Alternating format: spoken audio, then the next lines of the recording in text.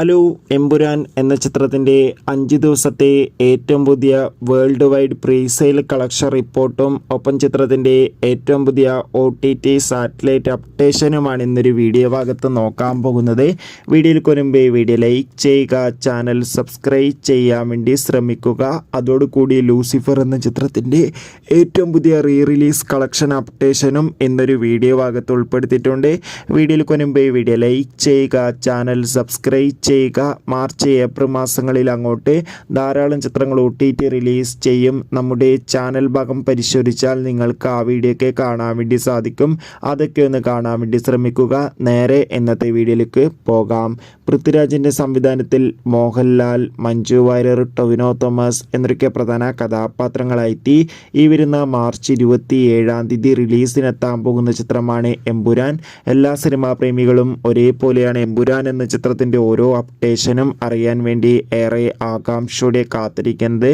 ചിത്രത്തിൻ്റെ ഒഫീഷ്യൽ ട്രെയിലറിനൊക്കെ അതിഗംഭീരമായ positive response ആയിരുന്നു സ്വന്തമാക്കാൻ വേണ്ടി സാധിച്ചിട്ടുണ്ടായിരുന്നത്. ചിത്രത്തിൻ്റെ അഡ്വാൻസ് ടിക്കറ്റ് ബുക്കിംഗ് ഒക്കെ ആരംഭിച്ചിട്ടുണ്ട്. അതിഗംഭീരമായ ബുക്കിംഗ് ആണ് ചിത്രത്തിന് നടക്കുന്നത്. ഇപ്പോൾ ഇതാ 5 ദിവസം കൊണ്ട് പ്രീ സെയിലിലൂടെ മാത്രം എമ്പുരാൻ എന്ന ചിത്രം കേരളത്തിൽ നിന്ന് ഏകദേശം 12 കോടിക്ക് മുകളിൽ കളക്ഷൻ നേടിയെടുത്തിട്ടുണ്ട്.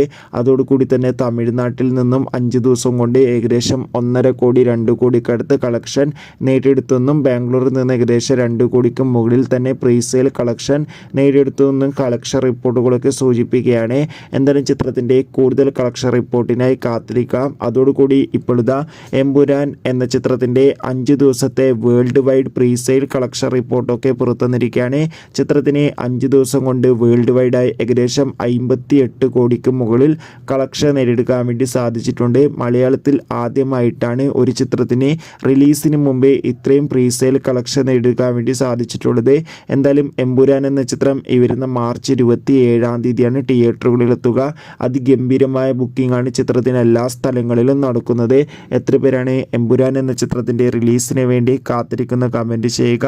അതോടുകൂടി എമ്പുരാൻ എന്ന റിലീസിന് മുന്നോടിയായി കഴിഞ്ഞ മാർച്ച് 20 തിയേറ്ററുകളിൽ വീണ്ടും റിലീസിനെത്തിയ ചിത്രമായിരുന്നു ലൂസിഫർ. ചിത്രത്തിന് മികച്ചൊരു അഭിപ്രായം തന്നെയാണ് ഇപ്പോഴും വന്നുകൊണ്ടിരിക്കുന്നത്. ലൂസിഫർ എന്ന ചിത്രത്തിന് ഇപ്പോൾ ഇതുവരെ റിലീസിലൂടെ ഏകദേശം 67 ലക്ഷം രൂപ കളക്ഷൻ നേടിയെടുക്കാൻ വേണ്ടി സാധിച്ചിട്ടുണ്ട്. എന്തായാലും മികച്ചൊരു റിലീസ് കളക്ഷൻ തന്നെയാണ് ചിത്രത്തിന് വന്നുകൊണ്ടിരിക്കുന്നത്. കാത്തിരിക്കാം എമ്പുരാൻ എന്ന ചിത്രത്തിൻ്റെ കൂടുതൽ അപ്ഡേഷൻ അറിയാൻ വേണ്ടി. അതോടുകൂടി ലൂസിഫർ എന്ന ചിത്രത്തിൻ്റെ OTT അവകാശങ്ങൾ ഇപ്പോൾ ഏഷ്യാനെറ്റ് സ്വന്തമാക്കിയെന്ന് കൺഫേം ആക്കിയിട്ടുണ്ട്.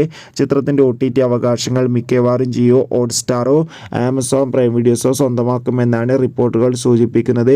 എന്തായാലും കാത്തിരിക്കാം കൂടുതൽ അപ്ഡേഷൻ അറിയാൻ വേണ്ടി. എത്ര പേരാണ് എമ്പുരാൻ എന്ന ചിത്രത്തിൻ്റെ റിലീസിന് വേണ്ടി കാത്തിരിക്കുന്ന കമൻറ്റ്